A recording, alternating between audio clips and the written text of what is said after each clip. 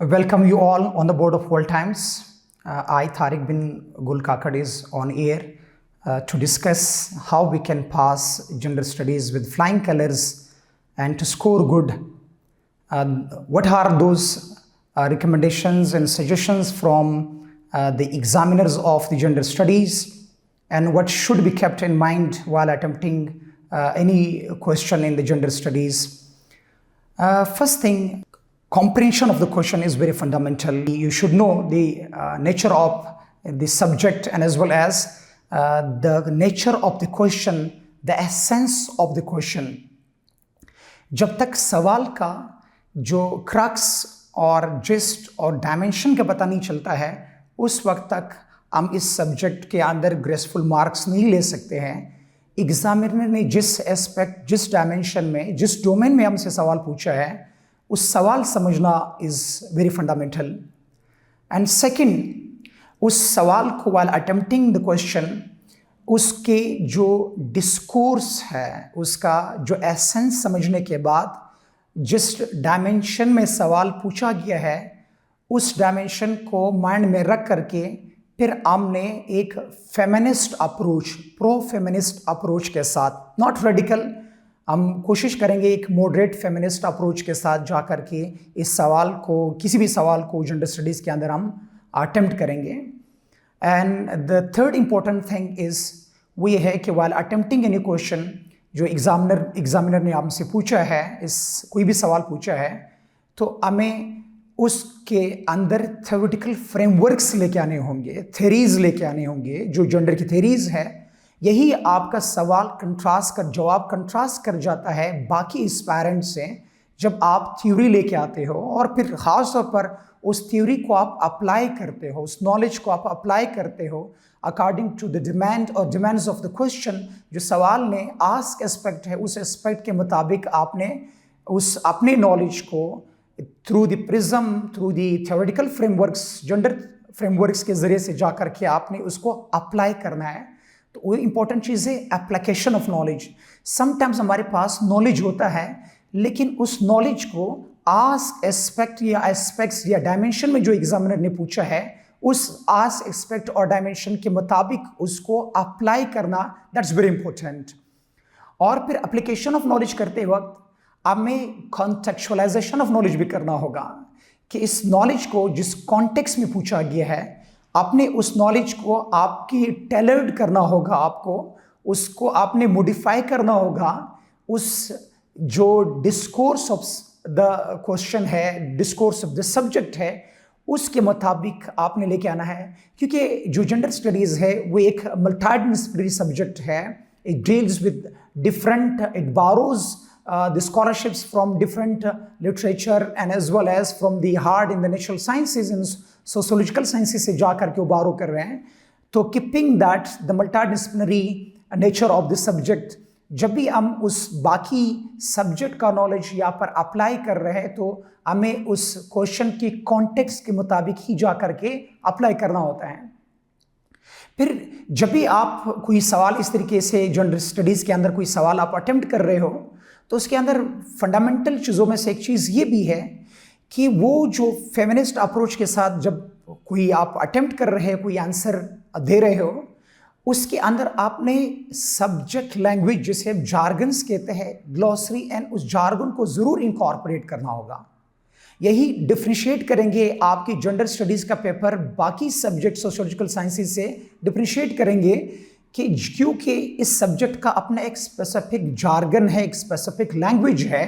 जब तक आप उस जार्गन को, उस लैंग्वेज को, जस्ट लाइक हम कहते हैं मेल डोमिनेटेड सोसाइटी, आप यूज़ करें एंड्रोसेंट्रिज्म, आप यूज़ करें patriarchy, men's planning, women's planning, इस तरीके से जो उसकी लैंग्वेज है, बैकलैश, ये जो उनकी जो सब्जेक्ट लैंग्वेज है, जिसे हम जार्गन इन ग्लोसरी जार्गन्स कहते हैं, उसको ज़रूर इनकॉर्पोरेट करना होगा। ये सब्जेक्ट की डिमांड भी है, सब्जेक्ट आपसे डिमांड भी करते हैं। और फिर जब भी आपने कोई सवाल को अटेम्प्ट करना है, तो उसके अंदर कॉम्प्रिहेंशन ऑफ क्वेश्चन के बाद जब आप उस अपने नॉलेज को अप्लाई कर रहे हो, तो आप सबसे पहले क्या करते हो, कुछ चीज़ें आपने माइंड में रखनी होगी। जब भी आप कोई बात करोगे, तो उसको आप फैक्ट्स एंड फिगर्स के साथ बात करोगे। यहाँ पर you have to even citation and references from different जो आपकी रिपोर्ट्स है, जिस तरह आपको पता है वर्ल्ड इकोनॉमिक फोरम का रिपोर्ट है, यूएनडीपी का रिपोर्ट है, यूएन विमेन की रिपोर्ट्स है, वाइट रिबन की रिपोर्ट्स होते हैं, एनुअल रिपोर्ट्स जिसे global gender gap GGI global gender gap index के जो होते हैं। पाकिस्तान के अलावे से अगर आ जाते हैं जो पाकिस्तान ब्यूरो ऑफ स्टैटिस्टिक्स के हो जाते हैं, IISS और सिप्री के है, इप्री के है, और इसी तरीके से जिस तरह कश्यप फाउंडेशन की है, इसी तरीके से शरकतगाह की है। ये एनुअली बेसिस पे जितने भी ये लोग रिपोर्ट्स देते हैं उसके अंदर जो फैक्ट्स एंड फिगर्स होते हैं, जो उनके फाइंडिंग्स हैं, उन फाइंडिंग्स को ज़रूर आपने इनकॉर्पोरेट करना होगा। फिर स्पेशली जब कोई इस तरह सवाल आ जाता है जो प्योरली पाकिस्तान सेंट्रिक है, या जिस तरह status of women in Pakistan, फिर जो पाकिस्तान के अंदर जितने भी लॉस पास हुए हैं विमेन सेंट्रिक या जेंडर सेंट्रिक जो लॉस पास हुए हैं, हमने उन लॉस को भी इनकॉर्पोरेट करना होगा to substantiate with your arguments.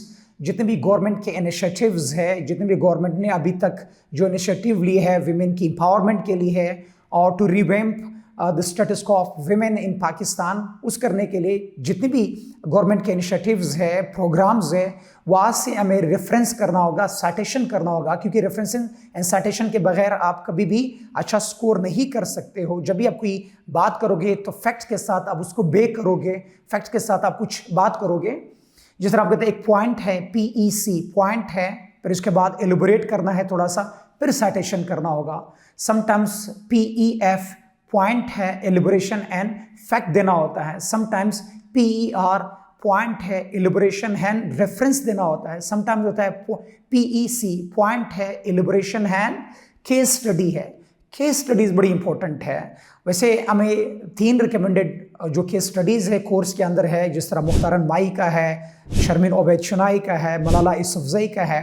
इसके अलावा जितने भी अभी ऑन गोइंग कुछ और जो केस स्टडीज़ है, जिस तरह फरिश्ता केस स्टडी है, दुआ मंगी का है, इस तरह ज़ैनब कत्ल केस है, इसी तरीके से नूर मुकद्दम का है, कंदील बलूच का है। ये जो डिफरेंट केस स्टडीज़ है इसको भी हमें इनकॉर्पोरेट करना होगा। और फिर इसी कॉन्टेक्स्ट में जब हम स्टेटस ऑफ वुमेन की बात करते हैं तो यहाँ पर जो कॉन्स्टिट्यूशनल रेफरेंसेस है, कॉन्स्टिट्यूशन जो प्रोविजंस है, जो आपकी फंडामेंटल ह्यूमन राइट्स है, जो पाकिस्तान की कॉन्स्टिट्यूशन गारंटी कर रहे हैं, वहाँ से आपको रेफरेंसेस ज़रूर देने होंगे, सब्स्टिट्यूट करने होगा। और इसी के साथ साथ जो डिफरेंट स्कॉलर्स है, फिलोसफर्स है, लीडर्स है, उनके जो कोटेशंस है उसको आपने इनकॉर्पोरेट करना होगा। जैसे कोफी अन्नान की बात करोगे, माओ की बात करते हैं, पाकिस्तान से क़ायद आज़म मोहम्मद अली जिन्ना की हम बात करते हैं। और इसी के साथ साथ हमने जब भी कोई जेंडर स्टडीज़ के अंदर कोई सवाल को अगर प्योरली इन डिबेट है, प्योर जेंडर स्टडीज़ का या फेमिनिस्ट अप्रोच का जो डिस्कशन है, फेमिनिस्ट स्कॉलरशिप का, then we have to incorporate references and citation from recommended books.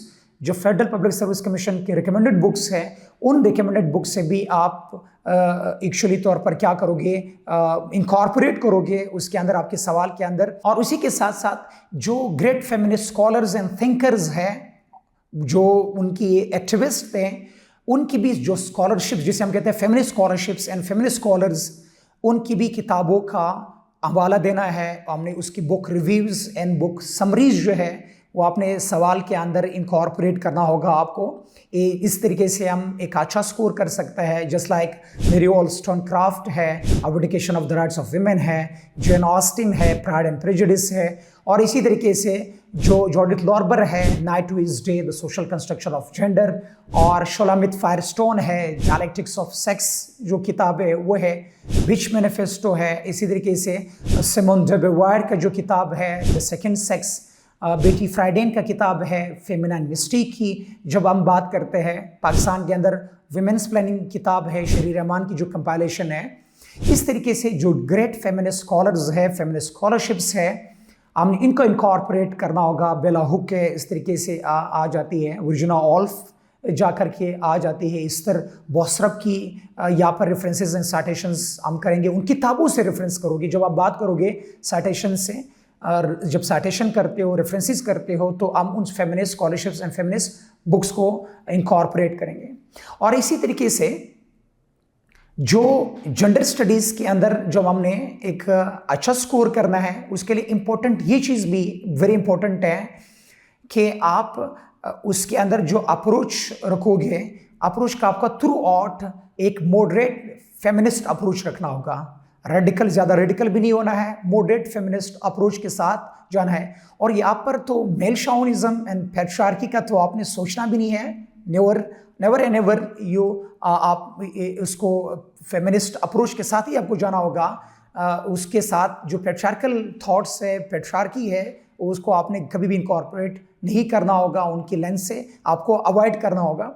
और इसी तरीके से फिर हम देखते हैं जो जेंडर स्टडीज़ है उसकी जो नॉलेज है प्रीडोमिनेंटली हमें ग्लोबल नॉलेज मिलता है, ग्लोकलाइजेशन ऑफ नॉलेज करना होगा। जितने भी थेरीज है, जितने भी आपका नॉलेज है, स्कॉलरशिप्स है, ये आपका वेस्टर्न हेमिस्फीयर, नॉर्थ अमेरिका, ये स्कैंडिनेवियन कंट्रीज में जा करके लिखा हुआ है। उस नॉलेज को, जो ग्लोबल नॉलेज है, उसको लोकल लेवल पे लेके आना है, ग्लोकलाइजेशन। ग्लोकलाइजेशन ऑफ नॉलेज आपको करना होगा कि हमने उस ग्लोबल नॉलेज को local Pakistani centric and Pakistani prism के अंदर ला करके अप्लाई करना होगा। उस नॉलेज को, ग्लोबल नॉलेज को भी ग्लोकलाइजेशन ऑफ नॉलेज करना होगा। फिर इसी तरीके से जब हम जेंडर स्टडीज़ के अंदर कोई सवाल अटेम्प्ट कर रहे हैं तो theoretical framework very fundamental, very very necessary है। बहुत सारे लोग, चाहे एग्जामिनर ने आपसे पूछा है या नहीं पूछा है, जेंडर स्टडीज़ में ये अंडरस्टूड बात है कि आप ग्लोसरी ज़रूर इनकॉर्पोरेट करोगे, प्लस जो भी बात करोगी वो फेमिनिस्ट स्कॉलरशिप्स या द ग्रेट स्कॉलरशिप्स, जो ग्रेट स्कॉलर्स है उनकी सेइंग कोटेशन, उससे आप अपने आर्गूमेंट्स को बिल्ड करोगे, सब्सटेंचुएट करोगे। और उसी के साथ साथ आपको डिफरेंट थेरीज लाना होगा। Just like social construction of gender है, इसके अंदर आपकी जो डिफरेंट थेरीज है, सोशलाइजिंग फैक्टर्स है, उनको आपने डिस्कस करना होता है। जिस तरह हम देखते हैं कि जो सोशल कंस्ट्रक्शन ऑफ जेंडर की जो डिफरेंट थेरीज है, जिस तरह हम देखते हैं फेमिनाइन मस्कुलाइन कल्चर की जब हम बात करते हैं, और as well as social learning theory है, कॉग्निटिव डेवलपमेंट थेरी है नैंसी चोडरो की। और इसी तरीके से हम देखते हैं कि पीर एज से, पीर प्रेशर से किस तरह सीखा जाता है, फिर उस पर कौन से थेरीज हैं।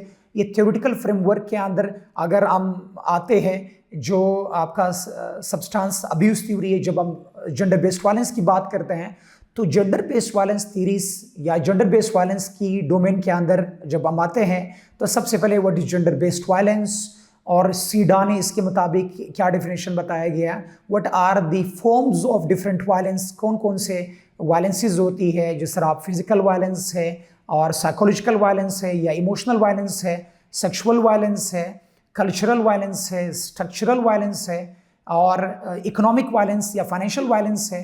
और फिर लेवल्स पे हमने देखना होगा कि जो फैमिली लेवल पे, और सेकंड जो नहीं वो कम्युनिटी लेवल पे है, स्टेट लेवल पे।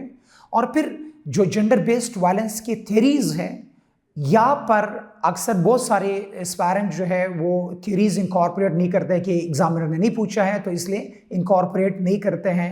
तो आपने थ्योरी के लिए थ्योरी को अप्लाई करना, थ्योरी को इनकॉर्पोरेट करना वेरी इंपॉर्टेंट है। इस तरीके से आप एग्जामिनर को जो भी बात बता रहे हैं तो एक थ्योरेटिकल फ्रेमवर्क से जा करके बात करते हो।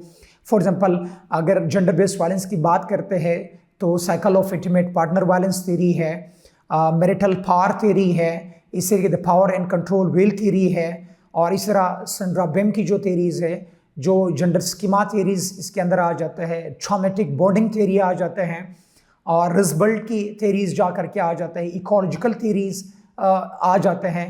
और इसी तरीके से जब इंटरजेनरेशनल साइकिल ऑफ वायलेंस की थ्योरी जा करके आ जाते हैं, तो थ्योरेटिकल फ्रेमवर्क से आपने बात करना है। वो थ्योरीज को भी आप उसको डिवाइड कर सकते हो, जिस तरीके से सम जो थ्योरीज है जो आपकी पर्सनालिटी ट्रेट्स के साथ है, जिसे हम कहते हैं साइकोपैथोलॉजिकल थ्योरी है, सब्सटेंस अब्यूज थ्योरी है। कुछ थ्योरीज को जो आपका sociological domain of the life से रिलेवेंट थ्योरीज है, तो आपको जिस भी डायमेंशन में सवाल पूछा गया है तो आपको उस डायमेंशन में उस थ्योरीज को आपने एक्चुअली तौर पर क्या है अप्लाई करना होगा। इसी तरीके से फिर जब कोई सवाल, किसी भी सवाल को आप डिस्कस करते हो, उसके अंदर आपको एक चीज़ लाजमन देखना होता है कि सजेशंस, प्रैग्मेटिक मेजर्स, सजेशंस की आपने ज़रूर बात करनी है।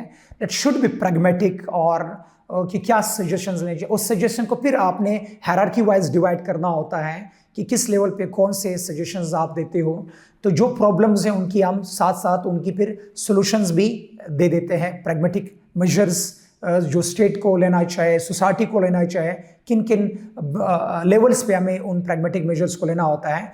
तो इस तरीके से आप सब्जेक्ट के जेंडर स्टडीज़ के अंदर अच्छे मार्क्स ले सकते हो, और एक अच्छा पेपर, आपका प्रेजेंटेशन जो है वो बड़ी इंपॉर्टेंट है। सब्जेक्ट का जो प्रेजेंटेशन है, चार्ट्स है, फ्लो चार्ट्स है, और इसी तरीके से जब आपने खूबसूरत प्रेजेंटेशन के साथ जा कर के जाना होता है, जो भी आपकी इंपॉर्टेंट पॉइंट्स है या थेरीज है, इसको आप हाईलाइट करें, उसमें ब्लू मार्कर से या ब्लैक मार्कर से हाईलाइट ज़रूर करना है। Believe in me, saying is believing.